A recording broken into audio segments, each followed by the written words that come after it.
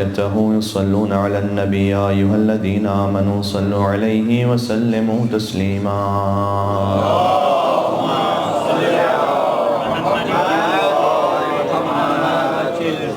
أعوذ بالله من الشيطان اللعين الرجيم بسم الله الرحمن الرحيم لا حول ولا قوة إلا بالله العلي العظيم حسبنا الله ونعم الوكيل نعم المولى ونعم النصير وبه نستعين وهو خير ناصر ومعين والعاقبة للمتقين والجنة للموحدين والنار للعاصين والصلاة والسلام على أكرم الأنبياء والمرسلين حبيب إله العالمين العبد المرتضى والنبي المجتبى والرسول المصطفى سيدنا ونبينا وشفيع ذنوبنا وطبيب نفوسنا ومولانا بالقاسم محمد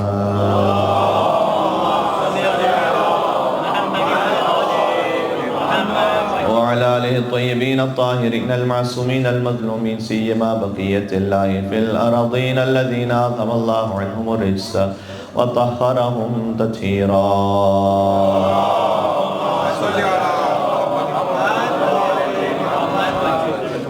رحمة الله على محبيهم واللعنة الدائمة على أعدائهم أجمعين توسل سبا عبد الله الحسين علیہ السلام بسم اللہ الرحمن الرحیم یا ابا عبد اللہ یا حسین ابن علی ایہا الشہید ابن رسول اللہ یا حجت اللہ علی خلقہ یا سیدنا و مولانا انا توجہنا واستشفعنا وتوسلنا بک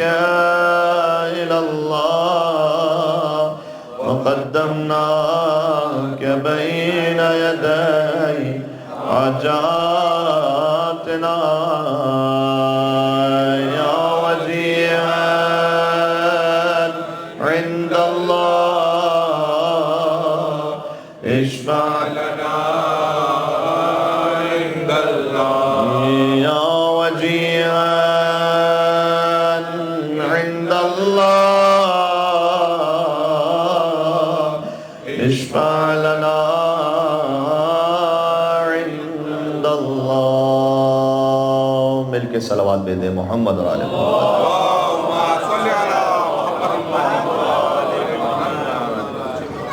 اما بعد فقد قال اللہ الحکیم فی کتابہ المجید بسم اللہ الرحمن الرحیم ومن يخرج من بيته مهاجرا إلى الله ورسوله ثم يدركه الموت فقد وقع اجره على الله وكان الله غفورا رحيما صلوات على محمد وآل محمد اللهم صل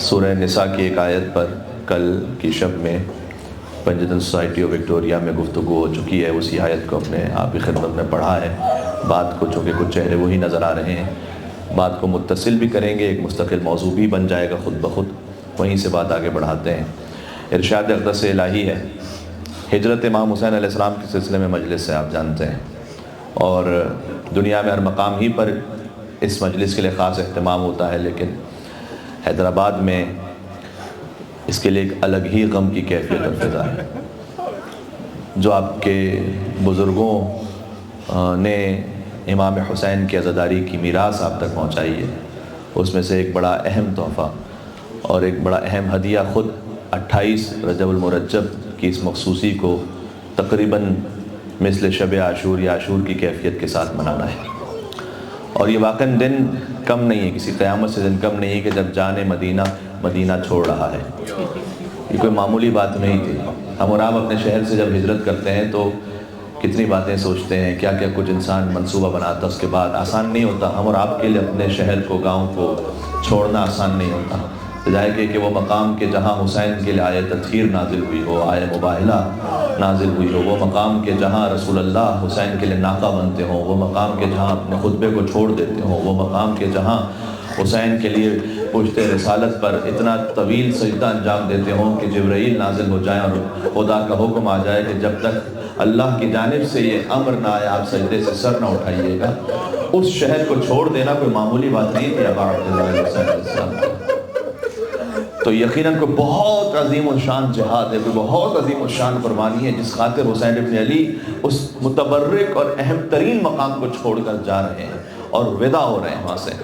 اور اگر غور فرمائیے تو اس میں ایک اہم سمجھنے کی بات یہ ہے کہ جب سرکار ختمی مرتبت نے مکہ چھوڑا تھا اور ہجرت فرمائی تھی مدینہ منورہ، تو اس وقت حضور نے کہا تھا کہ پروردگار میں اس مقام کو چھوڑ رہا ہوں کہ جو مجھے پسند ہے، مکہ مکرمہ، لیکن تو مجھے وہاں لے جا جو تجھے پسند ہے۔ اسی طریقے سے گویا اگر آپ اس معنی کو یہاں لے آئیے تو امام حسین علیہ السلام کہہ رہے تھے کہ پروردگار میں اس مقام کو چھوڑ رہا ہوں کہ جو مجھے بہت محبوب ہے، لیکن تو مجھے وہاں لے جا جو تجھے بہت محبوب ہے۔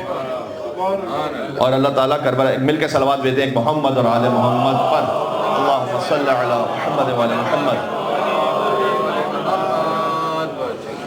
خود حضور کے کلام میں بھی ہے کہ ایک وقت وہ آئے گا کہ جب کربلا معلیٰ کی سرزمین ہوگی محبت الملائکہ، ملائکہ کے اترنے کا مقام ہوگا۔ کثرت کے ساتھ احادیث میں آیا ہے کہ منظار الحسین بشط الفرات کا منظار اللہ علی عرشی، جو فرات پر پہنچ کر حسین کی، یعنی فرات وہیں کربلا معلیٰ کے ساتھ ہے، یعنی جو کربلا میں پہنچ کر حسین کی زیارت کرے تو گویا عرش پر خدا کی زیارت کر رہا ہے۔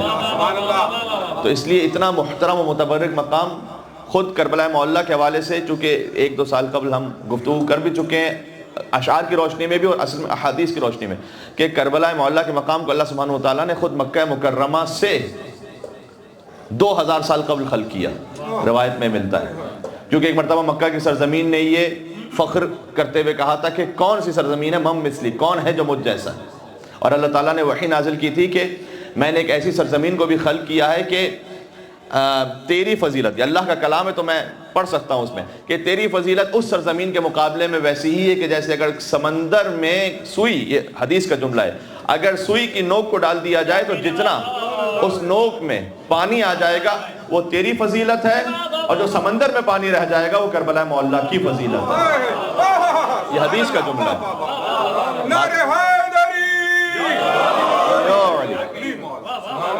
اور یہ فقط خطابت کے عنوان سے نہیں، اس لیے کہ کربلا معلیٰ ہے تو پھر مکہ مکرمہ باقی ہے۔ اب عبداللہ علیہ السلام کا جہاد ہے تو پھر حج بھی ہے، پھر نام اشہد انک قد اقمت الصلاۃ وآتیت الزکاۃ، نماز بھی آپ کی وجہ سے، زکوٰۃ بھی آپ کی وجہ سے، اصول دین آپ کی وجہ سے باقی، فروع دین آپ کی وجہ سے باقی ہے۔ اے اب عبداللہ علیہ السلام، اس میں کیا شک ہے؟ امام حسین علیہ السلام نے حج کے احرام کو عمرے کے احرام میں تبدیل کیا تھا، کس سے زیادہ عشق ہوگا حج سے بنسبت ابا عبداللہ علیہ السلام، جس نے پیدل حج کیے ہیں اتنے، اپنے حج کے احرام کو عمرے کے احرام میں تبدیل کر کے حج کو چھوڑ کر نکل جانا اب عبداللہ علیہ السلام کا، یعنی کیا بات ہے؟ آج ذرا غور فرمائیے گا، یعنی امام حسین علیہ السلام نے حج سے قدم آگے نہیں بڑھایا، پیچھے ہٹا لیا۔ تو اگر جس کا پیچھے ہٹتا ہوا قدم حج جیسی عبادت کو بچا جائے اور دین کو بچا جائے، اس کے آگے بڑھتے ہوئے قدم کی کیا شان اور کیا شوکت ہوگی؟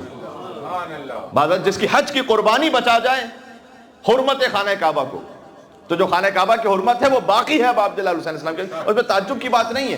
حدیث میں آیا ہے، حدیث میں تو عام مومن کے ہم اور آپ مومن انشاءاللہ اللہ تعالیٰ ہمارے ایمان کو قبول فرمائے جس کیفیت میں بھی ہیں، لیکن بہرحال اللہ تعالیٰ قبول فرمائے کہ حدیث میں یہ نہیں آیا کہ رسول اللہ نے کعبے کو مخاطب کرتے ہوئے کہا تھا کہ اے کعبہ اللہ نے تیری بہت حرمت رکھی ہے، لیکن یاد رکھنا کہ تیری حرمت ایک مومن کی حرمت اور عزت سے زیادہ نہیں ہے۔ یہ حدیثیں وقت سننے کے لیے ہیں یا سمجھنے کے لیے بھی ہیں کہ تیری حرمت کعبے کی اتنی حرمت ہے، کہا لیکن مومن کی حرمت اللہ نے۔ سبحان اللہ۔ لوگوں کو یہ سمجھ میں نہیں آتا کہ خود امیر المومن مولود کعبہ اللہم صلی علی محمد و علی محمد، جب یہ کہیں کہ علی کی ولادت کی وجہ سے وہ کعبہ بنائے، یہ سمجھ میں نہیں آتا۔ میں کہتا ہوں ایک امیر المومن چھوڑ دو، ایک مومن کی جو حرمت ہے نا وہ اللہ تعالیٰ نے کعبے سے زیادہ رکھی ہوئی۔ خود امام حسین علیہ السلام بھی جب 28 رجب کو چلے تھے مدینہ سے اور پہنچے تھے 3 شعبان المعظم کو مکہ مکرمہ، 3 شعبان کو حسین مکہ پہنچے تھے اور وہاں پر قیام فرمایا تھا۔ شعبان کا مہینہ گزرا، رمضان المبارک گزرا، شوال گزرا، ذی القعدہ گزرا اور ذی الحج، اور ذی الحج کے 8 تاریخ کو حج کے احرام کو عمرے کے احرام میں تبدیل کر کے میرے مولا نے وہاں سے کوفہ کا کوچ فرمایا، اور کوفہ میں جب راستے میں خبر میری پہنچنے سے پہلے شہادت مسلم بن عقیل علیہ السلام کی، اور پھر ہور کا رسالہ بھی آ گیا کہ جو گھیر کر امام حسین علیہ السلام کو لے آیا کربلا معلیٰ۔ بہرحال یہ ایک اسباب، ظاہری اسباب تھے، لیکن کربلا معلیٰ کی سرزمین پر کوئی نبی ایسا نہیں گزرا کہ جس نے وہاں پر گریہ نہ کیا ہو، حضرت ابراہیم علیہ السلام ہو، حضرت نوح علیہ السلام ہو، حضرت آدم علیہ السلام ہو۔ تو یہ خاص اللہ تعالیٰ کا بہرحال ایک اہتمام تھا، ظاہری اسباب تھے کہ جس کی وجہ سے پھر اب عبداللہ علیہ السلام کربلا معلیٰ پہنچے 2 محرم الحرام کا۔ آپ جانتے ہیں تاریخ میں ایک ایک لفظ میں اس لیے دہرا رہا ہوں کہ ریفریش بھی ہو جائے، بچوں کے ذہن میں بات پہنچ جائے۔ اے میرے ساتھ آپ انشاءاللہ سے، تو 3 شعبان کو میرے مولا پہنچے تھے، اور یہ وہ آخری قیام تھا میرے مولا کی اس ظاہری حیات کا کہ جو مکہ مکرمہ میں ہوا ہے۔ اس کے بعد جب حسین مکہ سے گئے تو دوبارہ نہیں پلٹ کر آئے مکہ، ہے نا، تو مدینہ بھی چھوڑا، پھر حسین نے مکہ بھی چھوڑا۔ 3 شعبان کو داخل ہوئے مکے میں حسین، پھر یہ موقع کبھی کعبے کو دوبارہ نہ ملا۔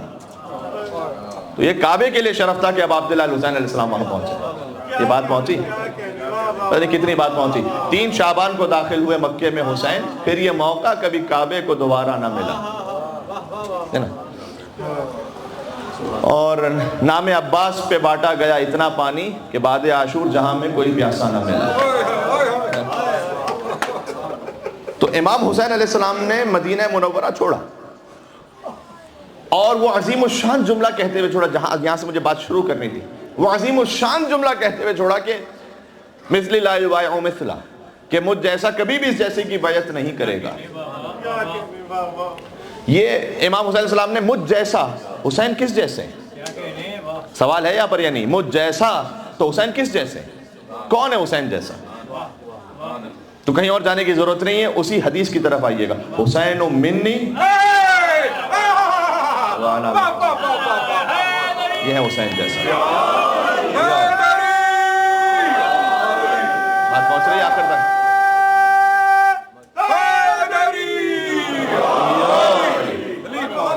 اللہم صلی علی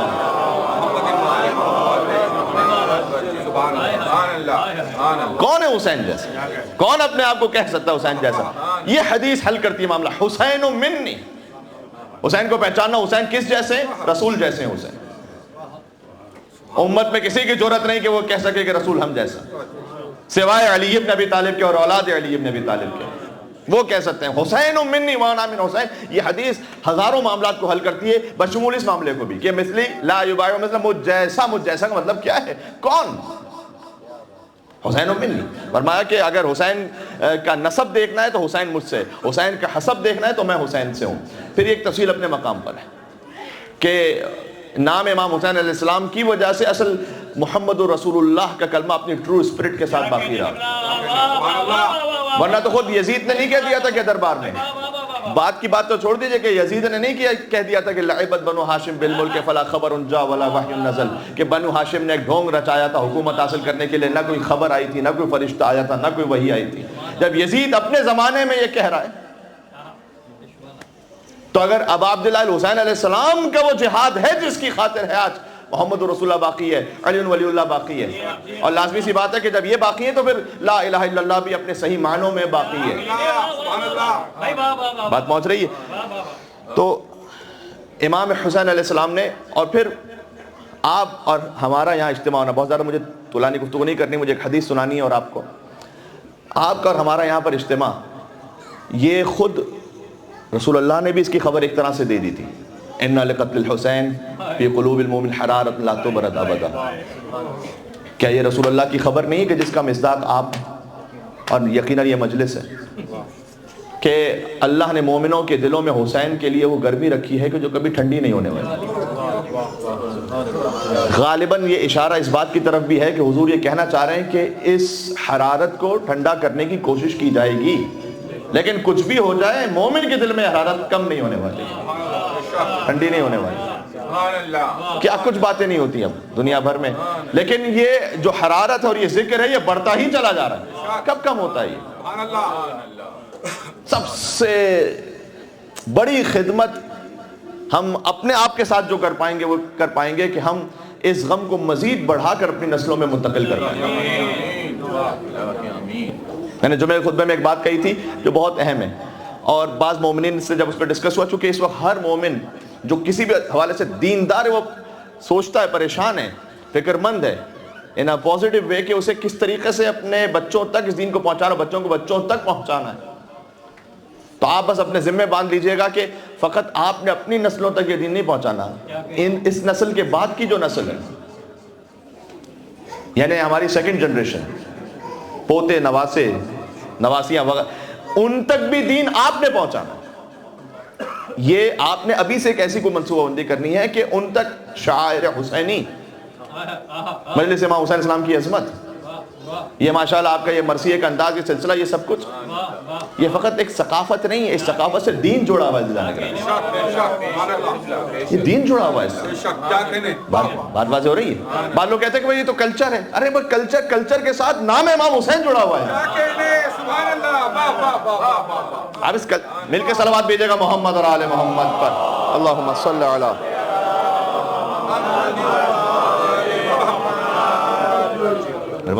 کلچر کو ہمیں چینج کرنے میں مسئلہ نہیں، آپ اس سے کوئی ایسا بہتر کلچر لے آئیے جس میں اس سے بہتر امام حسین کا نام جڑا ہوا ہو، اس سے بہتر ذکر امام حسین السلام ہوتا ہو، لے آئیے. اس سے کس کو انکار ہے؟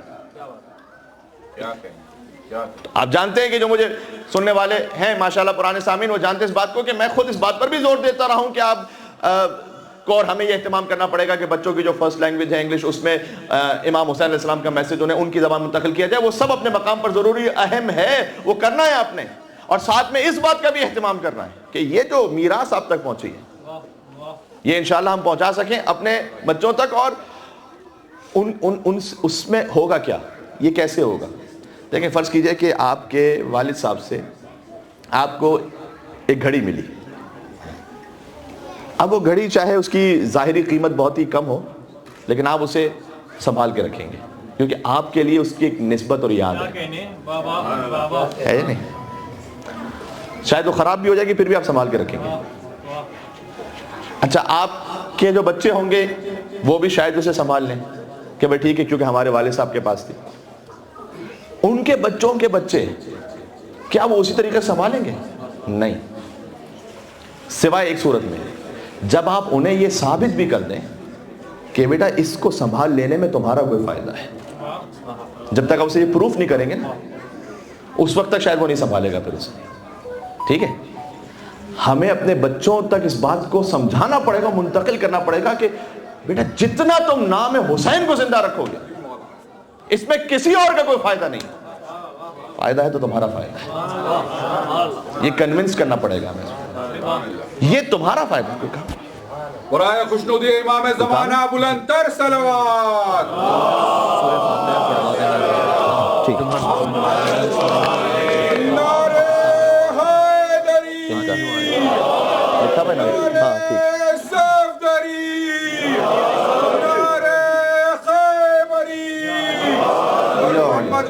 محمد صلوات. اللہم صلی علی محمد.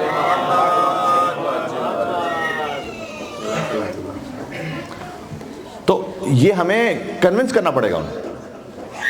اور کیا یہ پروون نہیں ہے کہ جس کے پاس امام حسین علیہ السلام کا ذکر زندہ رہتا ہے اس کے بعد دین خود بخود زندہ رہتا ہے؟ پروون ہے، اور آپ کے لیے پروون ہے. انشاءاللہ ہم اسے پہنچا سکیں، سمجھا سکیں اپنی نسلوں کو کہ اگر آپ دین زندہ رکھنا چاہتے ہیں. یہ لوگ کہتے ہیں کہ سر آپ یہ مجلس سے تو بہت ہو، مجلس سے بہت ہو کہ پورا دین حسین کی وجہ سے باقی ہے. جتنا بڑھا دے کم ہے، جتنا بڑھا دے کم ہے. یہ آیت اللہ وحید خراسانی کا ایک جملہ تھا، انہوں نے تقریر کرتے ہوئے ارشاد فرمایا تھا، مجلس پڑھتے ہوئے فرمایا کہ جتنا بھی کر لو ذکر حق کے حسین کے مقابلے میں کم ہے. کہتے ہیں عزاداری میں کوئی ایگزیجوریشن نہیں ہے، مبالغہ ہے ہی نہیں کہ میں بہت بڑھ گیا. نہیں، بہت نہیں بڑھ گیا، کچھ بھی کر لو نام حسین کے مقابلے میں کم ہے.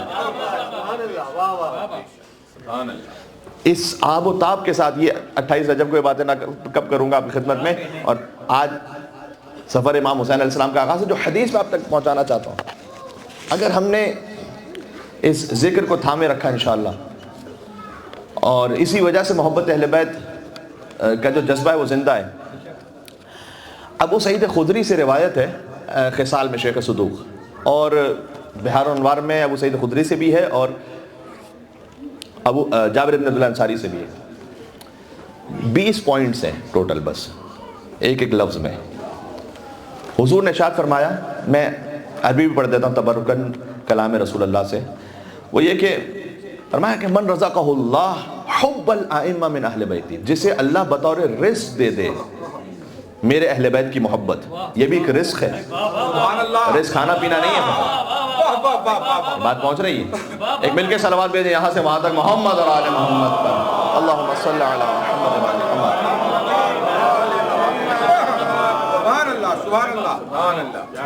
رزق کھانا پینا نہیں ہوتا فقط, ہماری سننے کی صلاحیت بھی رزق ہے, سوچنے کی صلاحیت بھی رزق ہے. محبت حیدر کرار سب سے بڑا رزق ہے, اس لیے کہ ایک عجب حدیث ہے, میں سناتے ہوئے ڈر جاتا ہوں کبھی, لیکن حدیث ہے کئی مرتبہ آئی بھی, کوئی ایسا نہ ہو کہ کوئی اس کا غلط معنی لے کر کسی غلط طرف نکل جائے, لیکن حدیث ہے, کثرت کے ساتھ نقل ہوئی, ایک دو جگہ نہیں ہوئی, کثرت کے ساتھ ہوئی ہے. ذرا چلیں سن لیجئے حدیث. اب آپ کے اوپر جو ماشاءاللہ قدیمی مومن ہے, اس میں مجھے یقین ہے کہ کوئی کسی بے راہ روی کی طرح اس کا فائدہ اٹھاتے ہوئے نہیں جائے گا. فرمایا حب علی حسنۃ لا یضر معها سیئہ, کہ علی ابن ابی طالب کی محبت ایک ایسی نیکی ہے کہ جس کے ساتھ اگر کوئی گناہ بھی ہو جائے تب بھی کوئی ضرر نہیں ہونے والا, ضرر نہیں ہونے والا.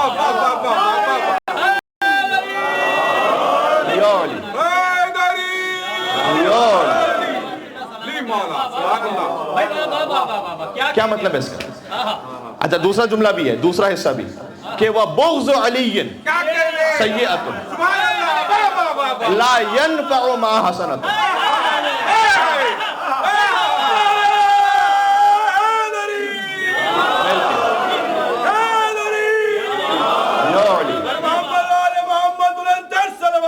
اللہم صلی علی محمد. حدیث تو ہے. ایک جملے میں اس پہ تفسیر سن لیجیے گا. یعنی ترجمہ کیا ہوا, علی کی محبت وہ حسنہ ہے کہ کوئی اور سیئہ یعنی گناہ ہو بھی جائے تو اس کو ضرر نہیں پہنچائے گا, اور بغض علی وہ گناہ ہے کہ اس کے ساتھ کوئی بھی نیکی ہو اسے فائدہ نہیں پہنچائے گا. یعنی آخر میں نیٹ ریزلٹ کیا نکلے گا, یہ مطلب ہے یہاں پر. محبت اہل بیت کے ساتھ اگر کوئی گناہ بھی ہے, نیٹ ریزلٹ آخر میں فائدہ نکلے گا. یہ بتایا اسے دنیا میں کسی تکلیف میں مبتلا کیا جا سکتا ہے, اگر اس نے کوئی گناہ کیا, عذاب مبتلا کیا جا سکتا ہے, کوئی پریشانی ہو سکتی ہے, موت کے وقت کی سختی آ سکتی ہے, اللہ نہ کرے قبر کی کوئی سختی آ سکتی ہے. اینڈ ریزلٹ کیا ہے؟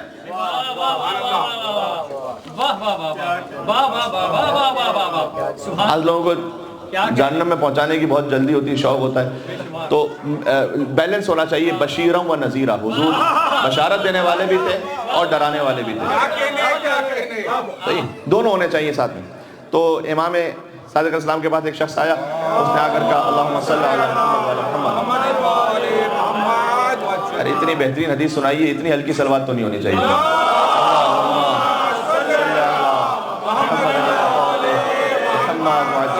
میرے ساتھ امام کے پاس ایک شخص نے آ کے کہا کہ مولا آپ کا کوئی چاہنے والا اگر گناہ کرے, اگر اسے گناہ کیے تو جائے گا وہ جہنم میں. امام نے کہا کہ نہیں, اللہ تعالیٰ اسے ایک برا دوست دے دے گا جو اس کو اذیت پہنچائے گا.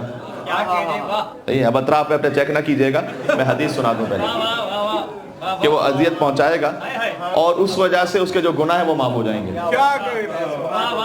اللہ اکبر, یہ تو خطرناک بات ہو گئی. ارے کہ اپنے پلٹ پلٹ کے دیکھ رہے ہیں, ابھی میری طرف دیکھیں.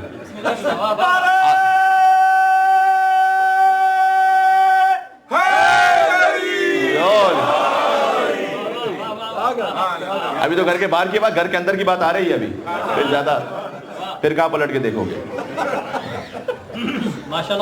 کب وہ برا دوست ہوگا, اس کو اذیت کرے گا, کسی معاملے میں اس کو پریشان کرے گا, اللہ تعالیٰ اس کی وجہ سے گناہ معاف کر دے گا. کہا مولا وہ کوئی برا دوست نہ بھی ملے تو, امام نے کہا کوئی برا پڑوسی ہوگا, پھر اللہ کوئی برا پڑوسی دے دے گا, وہ اسے پریشان کرے گا, وہ اس پر صبر کرے گا, اس کی وجہ سے اللہ اس کو گناہ معاف کر دے گا. کہا مولا اگر برا پڑوسی بھی نہ ملے تو کہا پھر اللہ تعالیٰ ایک برا شریک حیات دے دے گا, بری بیوی دے دے گا. میں کہا نا گھر کے اندر کی بات آ رہی ہے. تو وہ اس پر جب صبر کر لے گا. یہ دونوں سائڈ سے ہو سکتا ہے. تو ہو سکتا ہے کہ کسی کو شوہر ایسا برا مل جائے کہ زوجہ کے گناہ اس وجہ سے معاف ہو جائے, اور دوسری طرف سے بھی ہو سکتا ہے وہ کہنے کی ضرورت نہیں ہے. تو سیلف ایکسپلینیٹری ہے. تو اگر کا امام کا معاف کر دے گا. اس نے کہا کہ اگر ایسا بھی نہ ہو تو مولا شریک حیات بھی بہت اچھا ہو یا اچھی ہو. پھر امام نے کہا کہ پھر اللہ تعالیٰ اسے کسی غربت میں مبتلا کر دے گا, کسی کرائسس میں, فائنینشیل کرائسس, اور جب وہ زبان پر شکوہ نہیں لائے گا اور اللہ کی رضا پر راضی رہے گا, اللہ اس وجہ سے اس کے گناہ معاف کر دے گا. اچھا اگر مولا وہ کوئی فائنینشیل کرائسس میں بھی نہ پڑے, اب وہ تھا بھی کوئی, تو اس نے کہا کہ ایسا بھی نہ ہو. امام نے کہا کہ پھر اللہ اسے کسی مرض میں مبتلا کر دے گا. کس سٹیپ تک جا رہے ہیں دیکھیں. فوراً نہیں بھیجو جہنم میں کسی کو, فوراً سے موقع دو, تھوڑا سا اسپیس دو. تو مرض میں مبتلا کر دے گا. مولا مرض میں مبتلا نہ ہو تو, اگر مرض میں مبتلا نہ ہو کیا پھر اللہ توبہ کی توفیق دے دے گا. ابھی تک تو توبہ آئی نہیں تھی نا, ابھی تو توبہ آئی ہے. کیا پھر اللہ توبہ کی توفیق دے دے گا آخر میں توبہ کرتے ہوئے. کیا مولا اگر توبہ کی توفیق بھی نہ ملے تو. اب کس طریقے سے نہیں سدھر رہا تھا. جب امام نے روایت کا جملہ ہے کہ اسے غضبناک ہو کر دیکھا اور کہا کہ اگر اسے برا پڑوسی بھی نہ ملے, برا دوست بھی نہ ملے, بری شریک حیات بھی نہ ملے, کوئی مرض بھی نہ ہو, کوئی فقر و فاقہ بھی نہ ہو, اور آخر میں توبہ کی توفیق بھی نہ ہو سکے, تو پھر امام نے گویا اس طرح سے کہا کہ کیا پھر ہم رہ گئے, ہم اس کی شفاعت کریں گے یہاں پر.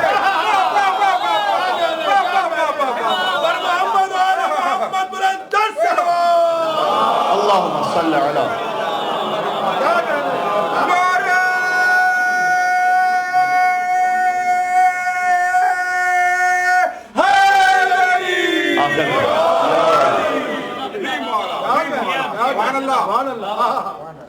ہم نے تو کسی کو بھی اور یعنی ایک سپیس دینا ہی چھوڑ دی ہے. اگر کوئی غلطی ہو بھی جاتی ہے, ارے کیسے ہو گئی, ہمیں جواب دے, اللہ سے پہلے ہمیں جواب دے. یہاں پر اللہ تعالیٰ نے کہا کہ امام علیہ السلام نے کہا یہ سب سٹیپس ہوں گے آخر میں اللہ تعالیٰ انشاءاللہ درگزر فرمائے گا. ٹھیک, یہ مطلب ہے اس حدیث کا کہ علی بن ابی طالب کی محبت وہ نیکی ہے کہ جس کے ساتھ گناہ بھی اسے ضرر نہیں پہنچائے گا, آخر میں فائدہ پہنچائے گا. سیئہ اسے ضرر نہیں پہنچائے. حدیث میں کیا کروں, آج آپ سن لیجئے گا. تو حضور نے رزق سے بات نکلی تھی کہ رزق فقط کھانا پینا نہیں ہے, یہ محبت اہل بیت بھی سب سے بڑا رزق ہے, معرفت اہل بیت رزق ہے. تو حضور نے فرمایا کہ جسے اللہ بطور رزق میرے اہل بیت کی محبت عطا کر دے, فقط اصاب خیر الدنیا والآخرہ. سبحان اللہ. فرمایا اسے دنیا کا بھی خیر مل گیا ہے, آخرت کا بھی خیر پہنچ گیا ہے اس تک, وہ فکر نہ کرے. حدیث سنا رہا ہوں پھر. فلا یشکن احد انہ فی الجنہ, تم میں سے کوئی ایک بھی شک نہ کرے اس بات پر کہ وہ جنت میں ہوگا. فإن فی حب اہل بیت 20 خصلۃ, فرمایا کہ جب کوئی ہم اہل بیت سے محبت کر لیتا ہے نا, اسے 20 خصلتیں اللہ عطا کرتا ہے. 20. اب دیکھیں ہم اور آپ میں سے کسے کتنی عطا ہوئی, اس کا مطلب ہے کہ ہمیں اور کتنا امپروو کرنا ہے اپنے آپ کو. اس حدیث سمجھ آئے گا کہ 20 خصلتیں اللہ عطا کرتا ہے. فرمایا 10 منھا فی الدنیا, 10 دنیا میں عطا کرے گا, و10 منھا فی الآخرہ, 10 آخرت میں عطا کرے گا اللہ. تو 10 کون سی ہیں وہ جو دنیا میں عطا کرے گا اس محبت اہل بیت کی وجہ سے. فرمایا اما فی الدنیا, پہلی چیز جو دنیا میں اللہ عطا کرتا ہے عشق ہے در قرار.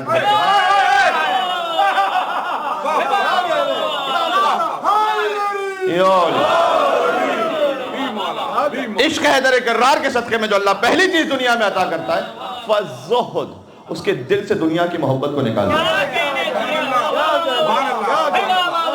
دنیا سے بے نیاز ہو جائے.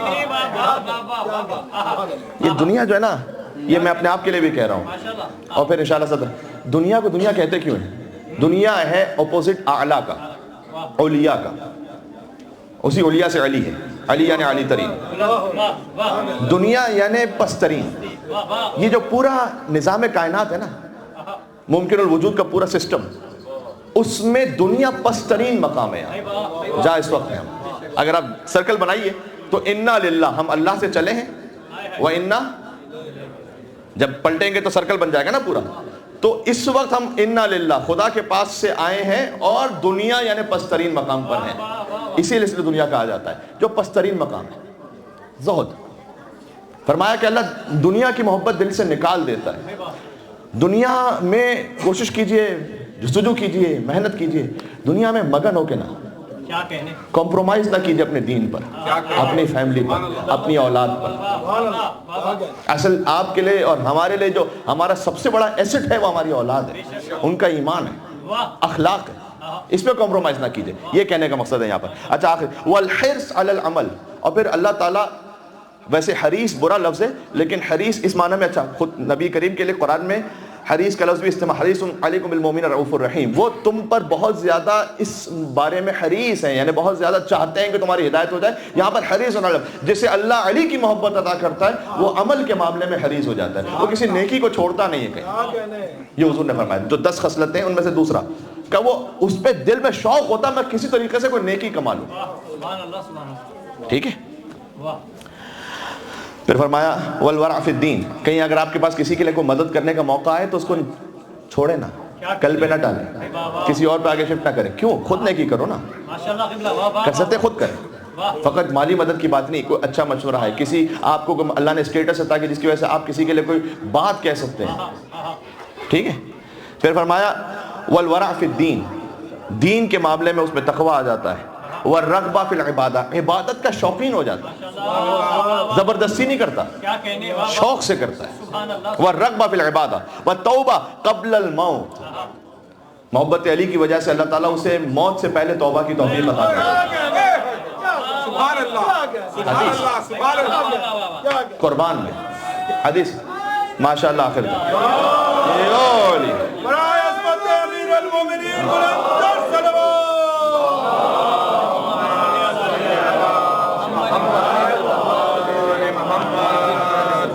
سبحان اللہ، موت سے پہلے توبہ کی توفیق مل جاتی ہے۔ والنشاط فی قیام اللیل، فرمایا جسے اہل بیت کی محبت ہے، حضور نے فرمایا 10 باتیں، والنشاط فی قیام اللیل، وہ راتوں کے قیام میں، یعنی نماز شب یا کم از کم فجر کی نماز میں بھی نشاط یعنی فریش ہوتا ہے، یا علی علی، ماشاءاللہ ماشاءاللہ، ایسی سستی کے ساتھ نہیں پڑھتا کہ اٹھتے ہوئے آدھی آنکھ کھلی ہوئی آدھی بند ہے اور اسی میں 2 رکعت پڑھ کے واپس بستر لپیٹ کے نیچے، یا علی مدد، واہ واہ واہ، نا، نشاط فی قیام اللیل، شوق ہوتا ہے، جذبہ ہوتا ہے اس میں، خود وقت پر اٹھ سکیں گے تو عزیزان کریں بچوں کو اٹھا سکیں گے واہ بے شک، اور ان سے کہہ سکیں گے، جب خود ہی نہیں کر سکیں بچوں سے کیا کہیں گے، واہ واہ، ٹھیک ہے۔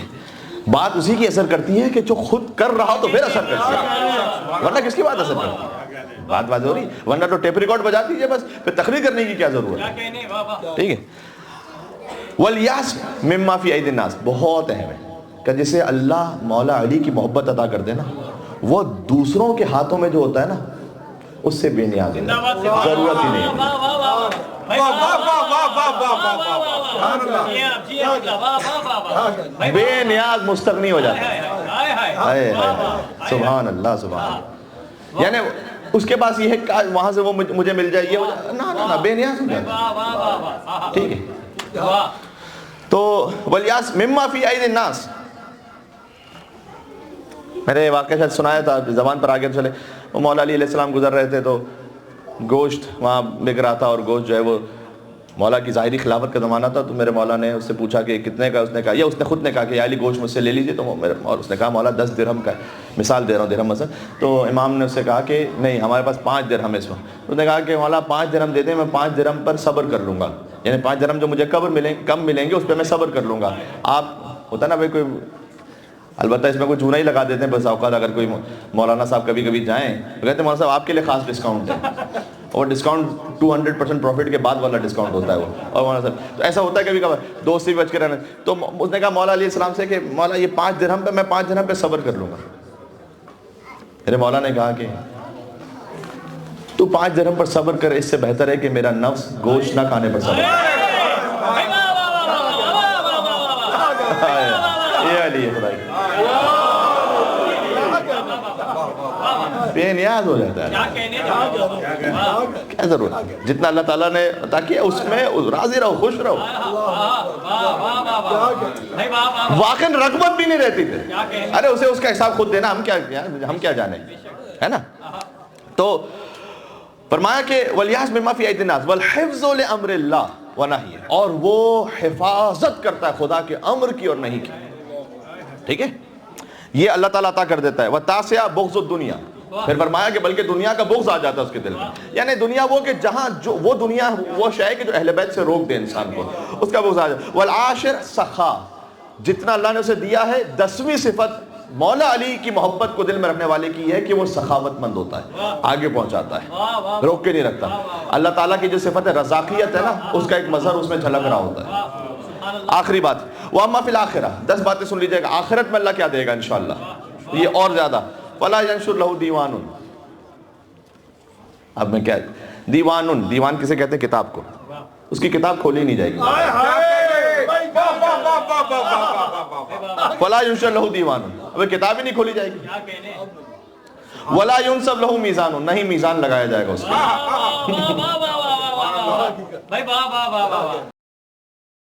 مرزا اطہر صاحب فرمایا کرتے تھے ایسی کسی حدیث کو پڑھتے ہوئے یا عزاداری کے بارے میں کسی حدیث کو پڑھتے ہوئے کہ اگر کوئی آنسو بہا لے تو اس پہ جنت واجب ہے. ایسے کئی حدیث موجود ہیں.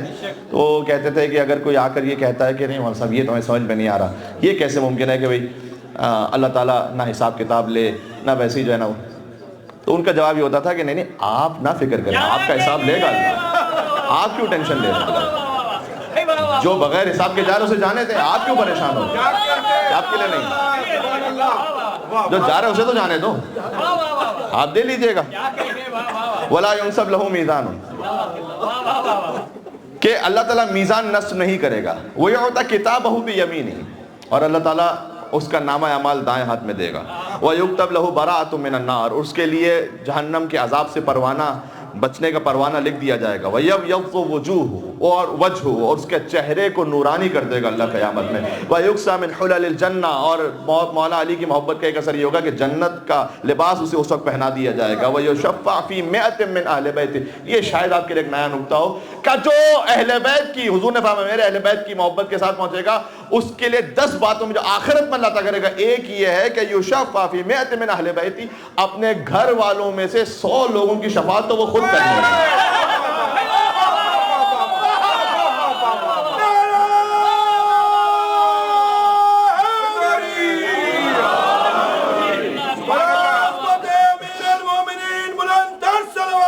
اللہم صلی علی محمد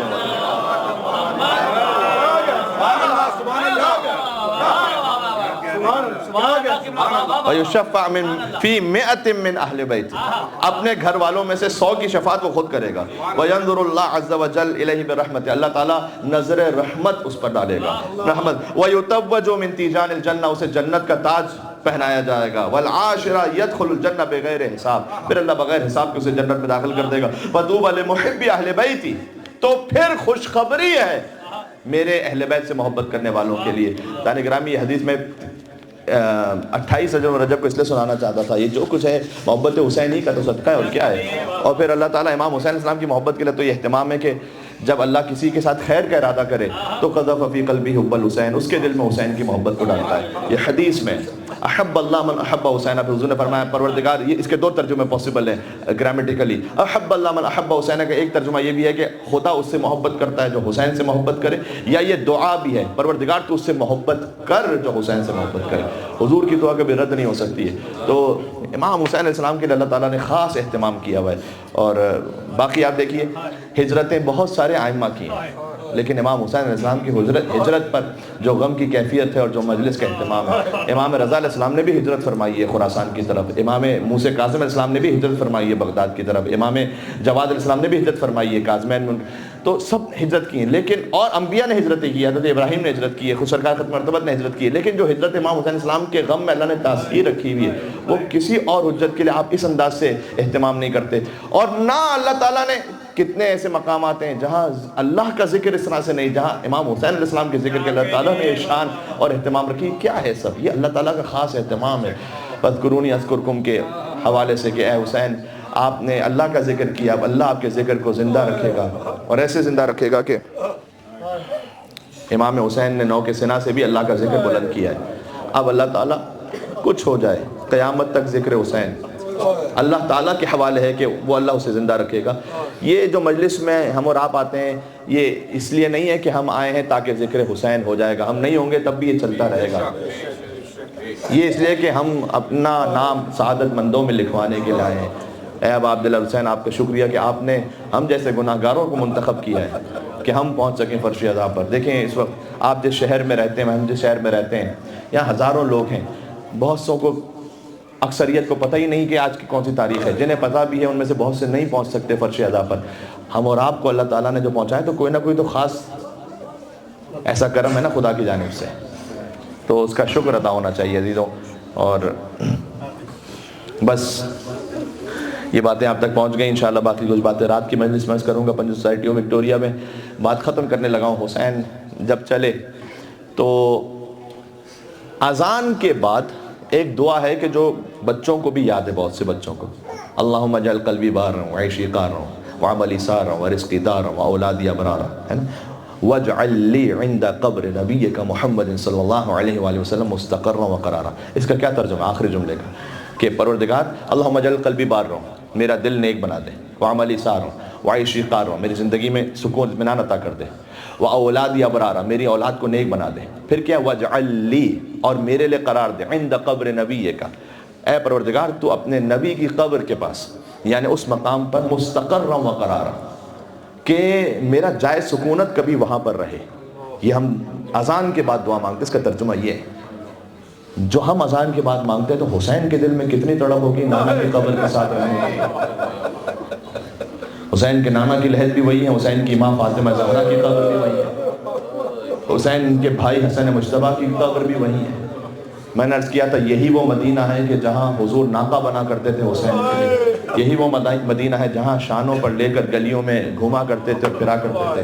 بہرحال 28 رجب المرجب کا دن آیا, حسین چلتے ہیں, لیکن اس سے پہلے دربار میں جو بلایا گیا میرے مولا حسین کو, مدینہ کے دربار میں 26 رجب کا واقعہ, بعض نے کہا 27 رجب بھی, لیکن زیادہ شاید قرین نے کہا 26 رجب ہے. 26 رجب کو قاصد کا پیغام آیا تھا عصر کے وقت میں, شام کے وقت میں, کہ والی مدینہ نے آپ کو دربار میں بلایا ہے. اللہ اکبر, یہ خود ایک مصیبت ہے جانے کے گرامی, نواز رسول کو دربار میں طلب کیا جائے. تو اب عبداللہ الحسین علیہ السلام جب پہنچے تو ہاشمی جوان ساتھ میں تھے ان کے, اور اب مجھے کہنے کی ضرورت نہیں کہ سب سے آگے کون سا جوان ہے. اللہ اکبر, حسین کا علمدار ابو الفضل العباس, جو سائے کی طرح حسین کے ساتھ ساتھ ہے. جانتے ہیں نا 21 رمضان کی شب علی نے ہر اولاد کا ہاتھ حسن کے ہاتھ میں دیا تھا, عباس کا ہاتھ حسین کے ہاتھ میں دیا تھا.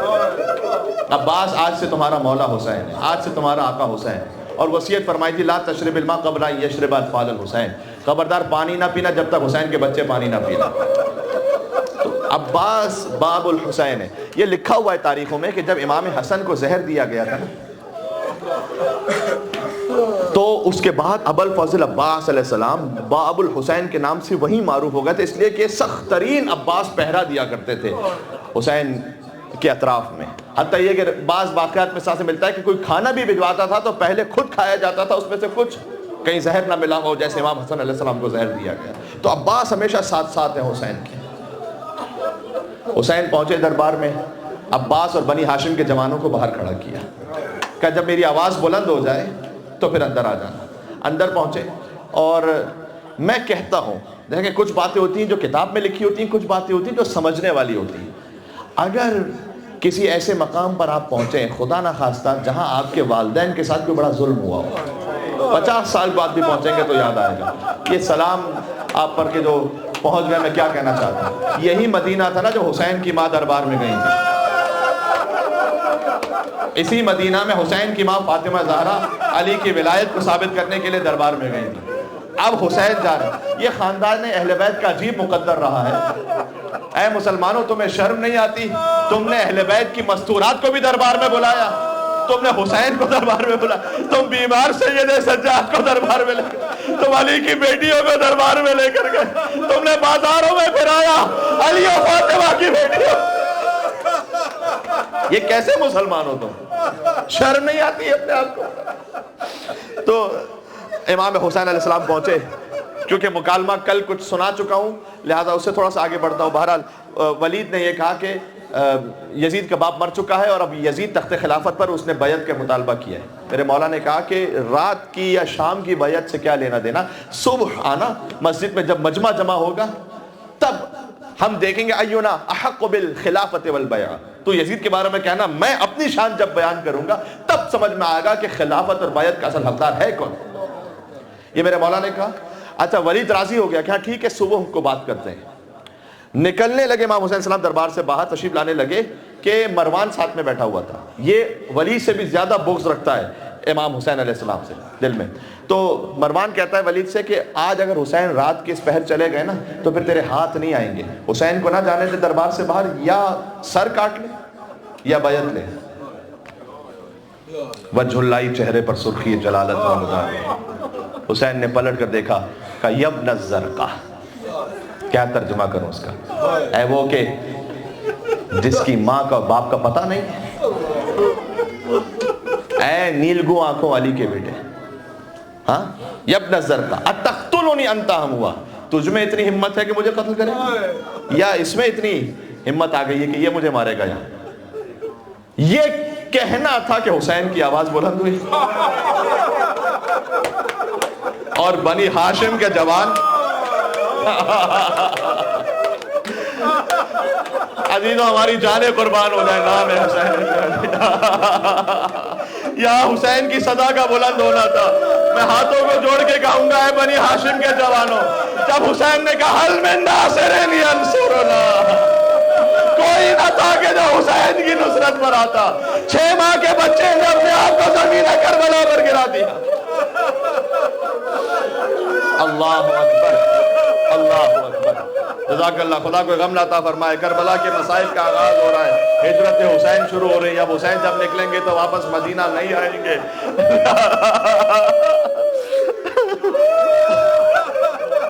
حسین نے عباس کو روکا, کہا عباس یہاں تلوار چلانے کا مقام نہیں ہے. عباس حکم امام کے پابند ہیں, تابع ہیں حکم امام کے, کہ مولا جو آپ کا حکم ہو. حسین باہر تشریف لائے اور پھر پہنچے. بعض لوگ کہتے ہیں کہ اپنی خواہر بی بی زینب سلام اللہ علیہ کے گھر پہنچے, یا بی بی حسین کے گھر تشریف لے آئیں. اور بی بی جانتی ہیں, اپنے علم سے بھی جانتی ہیں کہ بھیا کیا ارادہ ہے. کہ ظالم نے بیعت کا مطالبہ کیا ہے, کہ بھیا آپ کے سر پر نانا کا ماما ہے تو میرے سر پر ماں فاطمہ زہرا کی چادر ہے. بھیا ظالم کی بیعت سے انکار کر کے ہم بس چلتے ہیں یہاں. حسین نے کہا کہ بس ہمیں خروج کرنا ہے, اس لیے کہ مدینہ رہنے کے قابل نہیں رہا ہے. کہ بھیا پھر ایسا کرتے ہیں لشکر کو زبان حال پڑھ رہا ہوں تقسیم کر لیتے ہیں, مرد آپ کے حوالے عورتیں میرے حوالے, میں بھی آپ کے ساتھ شریک لشکر ہوں. اب علی اصغر تیر کھائے گا تو آپ کی گود میں, سکینہ تماچے کھائے گی تو میری آغوش میں. اب اصغر قیامت تک کربلا میں آپ کے ساتھ رہے گا, سکینہ قیامت تک شام میں میرے ساتھ رہے گی. علماء کہتے ہیں 3 مرتبہ کہیں پر لکھا ہوا 6 مرتبہ قبر رسول پر گئے, بار بار گئے. مجھے بہت سے زائرین کے چہرے نظر آ رہے ہیں جب زیارت پر جاتے ہیں, آخری الوداعی زیارت ہوتی ہے تو ساروں کیا کیفیت ہوتی ہے. انسان زری پر جاتا ہے, کہتا ہے وَلَا جَعَلَهُ اللَّهُ آخِرَ الْعَهْدِ مِنِّي لِزِيَارَتِكُمْ, پروردگار میری زیارت کو میری آخری زیارت قرار نہ دینا. السلام علی الحسین وعلی علی ابن الحسین وعلی اولاد الحسین وعلی اصحاب الحسین, جو رونے کے لیے تشریف لائے صداؤں کو آزاد کر کے یا حسین کر کے رونا. اب حسین نے آخری میں دا کہا اے نانا میرا آخری سلام قبول کرو نانا, حسین جا رہا ہے, اب پلٹ کر واپس نہ آئے گا. یہ مرثیہ بھی لکھا ہوا ہے, تاریخ میں مرثیہ لکھا ہوا ہے کہ حسین کہتے تھے نانا آپ ہمیں اپنی قبر میں لے لیجیے. حسین سے قبر رسول سے آواز ہے ان اللہ شاء یرا کا قتیلا, اے حسین اللہ کی مشیت یہ ہے کہ آپ کو شہید ہوتا ہوا دیکھے. وَيَرَاهُنَّ سَبَايَا, یہ بھی لکھا ہوا ہے کتابوں میں. اور اللہ کی مشیت دین کی حفاظت کے لیے ہے کہ آپ کے گھر کی مستورات اسیر ہوں گی. اب حسین جنت البقیع میں آئے, اپنے بھیا کی قبر پر اطمینان کے ساتھ کوہ ذوالفقار جیسے ایک شہزادہ دوسرے شہزادے کے پاس جا رہا ہو. لیکن اب آخر میں ماں سے ودا کا موقع تھا. حسین گھٹنیوں کے بل ایسے چلتے ہوئے پہنچے جیسے کوئی یقیناً چھوٹا بچہ ہے جو ماں کی گود میں جانا چاہتا ہے. حسین پہنچے کہا اماں حسین جا رہا ہے مدینہ سے. قبر زہرا سے آواز آئی وعلیک السلام یا شہید الام, اے ماں کے شہید بیٹے تجھ پر سلام ہو. وعلیک السلام یا غریب الام, اے غریب الوطن بیٹے. وعلیک السلام یا مظلوم الام. تربت میں جو کی میں نے بہت گریہ ازاری. میر انیس لکھتے ہیں سیدہ کونین گویا تربت میں تڑپ رہی ہیں. تربت میں جو کی میں نے بہت گریہ ازاری, گھبرا کے نجف سے علی آئے کئی باری, کہتے تھے کہ اے احمد مختار کی پیاری, تم پاس ہو تربت ہے بہت دور ہماری. علی تو نجف میں مدفون ہے نا, تم پاس ہو تربت میں, تم پاس ہو تربت ہے بہت دور ہماری, دل پھٹتا ہے کیوں کر ہمیں چین آئے گا زہرا, کیا ہم سے نہ رخصت کو حسین آئے گا, کیا ہم سے نہ رخصت کو حسین آئے گا. آخری سلام کیا, بس جملے میں تمام کر دیا, آنکھیں نم ہو گئی, آپ کی مجلس تمام کر رہا ہوں. حسین پہنچے اور آ کر ابو الفضل عباس علیہ السلام اور جوانوں سے کہا کہ بس اب قافلے کی تیاری کرو. جب کچھ کپڑوں کو اور قلاتوں کو گویا لگا دیا گیا اور مستورات بیت الشرف سے باہر آنے لگیں. 28 رجب المرجب صبح کا وقت تھا, آج ہی کا دن تھا. اب یقیناً دیکھیں آج بھی کچھ باتیں میں نے کہا نا زبان حال ہوتی ہیں, آج بھی جن کے ماں باپ ماشاءاللہ یہاں پر ہیں, اور جہاں کہیں بھی کسی کے ماں باپ اللہ تعالیٰ سلامت رکھے انشاءاللہ, اگر ماں باپ گاڑی میں بھی بیٹھ رہے ہوتے ہیں نا آرام دہ سواری میں, ایک نیک سیرت بیٹا کیا کرتا ہے, آگے بڑھتا ہے, دروازہ کھولتا ہے, ان کا ہاتھ پکڑ کر اسے بٹھاتا ہے. ایسا ہوتا ہے یا نہیں ہوتا کہ تکلیف نہ ہونے پائے, میرے ماں باپ کو بیٹھنے میں بھی سواری پر تکلیف نہ ہونے پائے. اب سوچو جب اکبر کی ماں حضرت ام لیلا سلام اللہ بنی ہاشم کے یہ جوان ہیں, یقیناً اپنی ماں کو سوار کروایا ہوگا. یتیم حسن قاسم نے اپنی ماں شہزادی ام پروا کے لیے سوار کروایا. ایک مرتبہ ام کلثوم آئی تو ابو الفضل عباس علیہ السلام آگے بڑھے. میں نے مولانا منتظر عباس نقوی صاحب سے ان جملوں کو سنا ہے, وہ بیان کرتے ہیں کہ حسین مسند پر بیٹھے ہوئے تھے اور یہ سارا منظر دیکھ رہے تھے.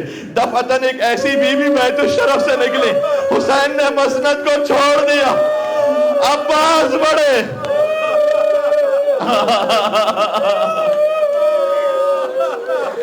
علی اکبر بڑھے. عزیزو میں مدینہ سے کربلا کی سواری پڑھ رہا ہوں, ابھی کربلا سے شام کی سواری پہنچی جو ہی ناقے کے قریب دختر حیدر, خود ہاتھ پکڑنے کو بڑھے سبت پیغمبر, اور فضا تو سنبھالے ہوئے تھی گوشہ چادر, اور تھے پردہ محمل کو اٹھائے علی اکبر پردہ محمل کو اٹھائے کھڑے تھے. فرزند کمر بستہ جب وہ راس کھڑے تھے, نالین اٹھا لینے کو عباس کھڑے تھے. ایک دن تو مہیا تھا وہ سامان سواری, ایک روز تھا وہ گرد تھے نیزے لیے محمل تھا نہ ہودج نہ کجاوانا ہماری, اور بے پردہ تھی وہ حیدر کرار کی. آخری جملہ ماتم کر لیا حسین کے, بے پردہ تھی وہ حیدر کرار کی پیاری.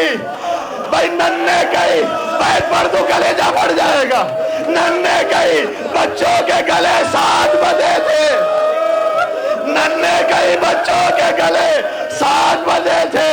تھے ہاتھ کھلے, تھے بال کھلے, چہروں میں اور ہاتھ بدے.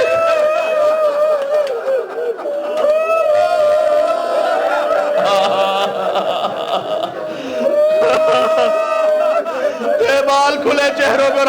آخری جملہ کہنے دو, انشاءاللہ ایک بیمار بچی کا ذکر ہے, وہ کروں گا انشاءاللہ رات کی مجلس میں. لیکن ایک جملہ جب تک میں نہ کہوں تو رخصت کے مسائل پورے نہیں ہوتے. 28 رجب کے مسائل جب تک فاطمہ صغریٰ کا ذکر, چاہے تفصیل سے انشاءاللہ بی بی کے خط کا ذکر رات کی مجلس میں انشاءاللہ. جب حسین کچھ چلے تھے نا اور عباس آئے تھے, عباس نے آ کر کہا تھا مولا قافلہ روک دیجئے گا. حسین نے دیکھا ایک چھوٹی بیمار بچی آ رہی ہے, مہلن یا ابی, بابا ذرا آہستہ, بابا ذرا آہستہ بابا. اصغر کو گود میں لیا, پھر اصغر کسی کی گود میں نہیں جاتے. لیکن ایک مرتبہ بی بی رباب آگے بڑھی, اصغر نہیں آتے گود میں, حسین آگے بڑھے. حسین نے کچھ کہا, بچہ ہمک کر باپ کی گود میں آ گیا. یہ راز اس وقت کھلا جب حسین نے پکارا تھا کوئی ہے جو میری نصرت کرنے والا. بچے نے اپنے آپ کو جھولے سے زمین کربلا پر گرا کر سمجھایا تھا کہ بابا مجھے شہادت کے لیے لے کر آئے تھے بابا. آخری جملہ مجھے جو کہنا تھا وہ یہ کہ بس آپ بہت رو چکے ہیں، مجلس تمام ہو گئی، اب یہ تو میں اپنے ثواب کی خاطر کچھ جملے اور پڑھ رہا ہوں۔ لکھا ہوا ہے تاریخ میں، جملہ لکھا ہوا ہے کہ جب حسین اب سوار ہونے لگے نا تو عباس کو بلایا اور کہا قدم لی جوادی، عباس ذرا میری سواری ذوالجلال لے آ، سواری لے آنا میری۔ عباس سواری لے آئے، حسین سوار ہو گئے۔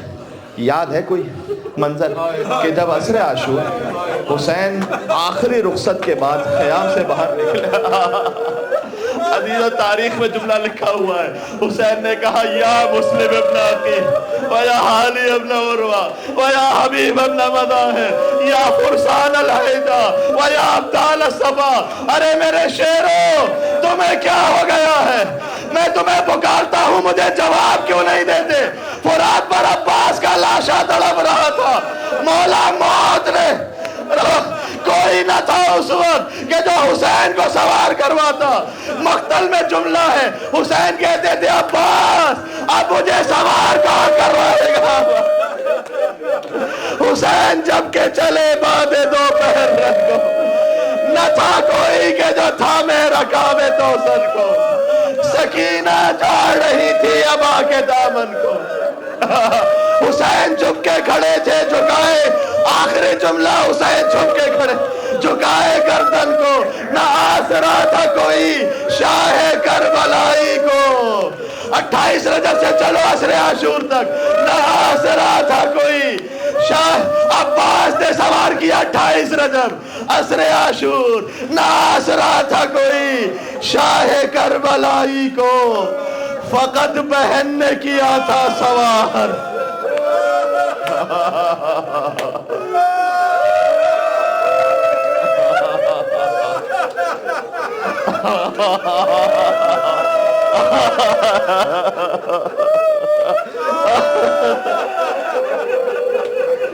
فقط بہن نے کیا تھا سوار بھائی۔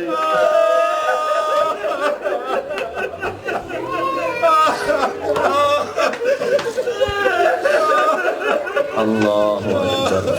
السلام علیکہ یا عبد اللہ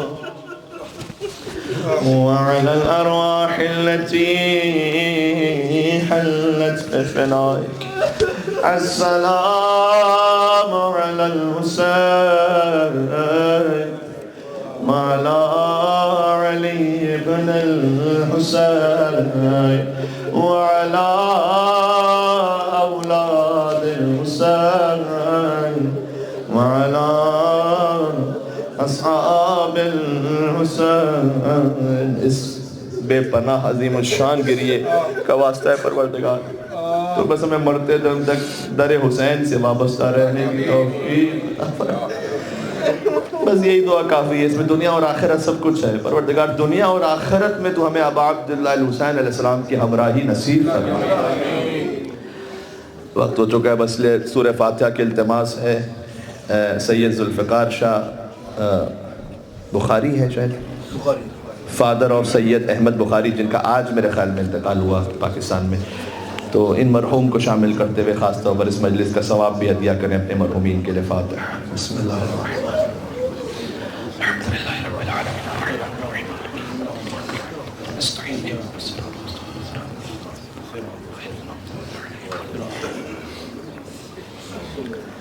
میرے ساتھ آمین کہیے گا۔ اللہم اغفر للمؤمنین والمؤمنات والمسلمین والمسلمات الاحیاء منهم والاموات، تابع بیننا وبینہم بالخیرات، انک مجیب الدعوات، انک علی کل شیء قدیر، برحمتک یا ارحم الراحمین۔